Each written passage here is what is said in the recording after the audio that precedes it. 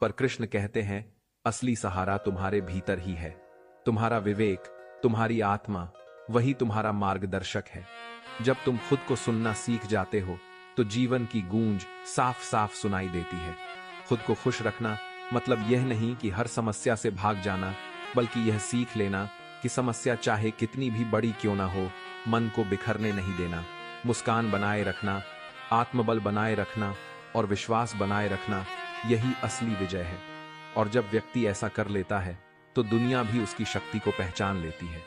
याद रखो, जो व्यक्ति हर हाल में संतुलित रहता है वही दूसरों को भी शक्ति देता है। अगर तुम खुद भीतर से मजबूत हो तो तुम्हारी उपस्थिति ही दूसरों के लिए आश्रय बन जाएगी।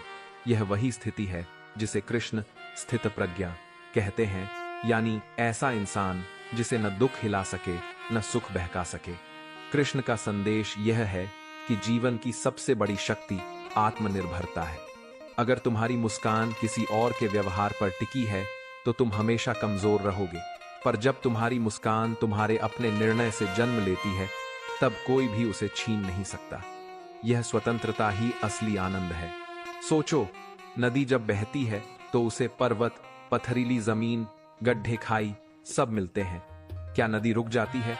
नहीं, वह अपनी राह बनाती है, अपनी धारा तय करती है। उसी तरह इंसान को भी परिस्थितियों के हिसाब से खुद को ढालना होता है। अगर रास्ते कठिन हैं तो उनसे डर कर बैठना मत, बल्कि यह तय करना कि मैं अपनी खुशी का रास्ता खुद बनाऊंगा।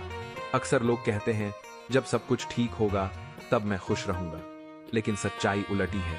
जब तुम खुश रहना सीख लोगे तभी सब कुछ ठीक लगने लगेगा, क्योंकि दुनिया वैसी ही दिखती है जैसी तुम्हारी नजर होती है। अगर तुम्हारी नजर निराशा से भरी है तो स्वर्ग भी नर्क लगने लगेगा, और अगर तुम्हारी नजर विश्वास से भरी है तो नर्क भी तुम्हें सबक सिखाकर स्वर्ग जैसा अनुभव देगा। कृष्ण यह भी सिखाते हैं कि खुशी एक साधना है। इसे रोज चुनना पड़ता है, जैसे सांस लेना। सुबह उठो और मन में यह संकल्प भरो कि चाहे आज क्या भी हो, मैं अपनी शांति नहीं खोऊंगा। यह वचन ही तुम्हें पूरे दिन मजबूती देगा। और अगर दिन में कहीं हार भी मानने का मन हो तो बस अपने अंदर कृष्ण की आवाज़ सुनो, डर मत, मैं तेरे साथ हूं। खुद को खुश रखना सीखना मतलब यह नहीं कि तुम दूसरों से मुंह मोड़ लो। इसका अर्थ यह है कि तुम्हारी जड़ें इतनी गहरी हों कि बाहरी आंधियां उन्हें हिला न सके। जब पेड़ की जड़ें मजबूत होती हैं तो चाहे तूफान कितना भी तेज हो, पेड़ खड़ा रहता है। उसी तरह जो इंसान अपने भीतर स्थिर हो गया है, उसके सामने कोई परिस्थिति टिक नहीं सकती। मनुष्य की सबसे बड़ी भूल यह है कि वह अपने दुख का कारण हमेशा दूसरों को मानता है। कभी हालात को दोष देता है, कभी परिवार को, कभी समाज को, तो कभी भाग्य को। लेकिन गीता में कृष्ण ने स्पष्ट कहा है, तुम्हारा सुख दुख तुम्हारे अपने विचारों से तय होता है। यानी बाहर का संसार तुम्हें बस परिस्थिति देता है, पर तुम्हारे मन की प्रतिक्रिया ही असली परिणाम बनाती है। अगर तुम अपने मन को साध लोगे तो दुख का असर भी खत्म हो जाएगा।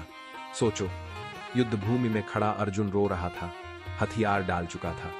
सामने अपनों को देखकर उसका दिल कांप रहा था, लेकिन कृष्ण ने उसे यही सिखाया कि जब तक तुम अपनी भावनाओं के गुलाम बने रहोगे, तुम कभी सही निर्णय नहीं ले पाओगे।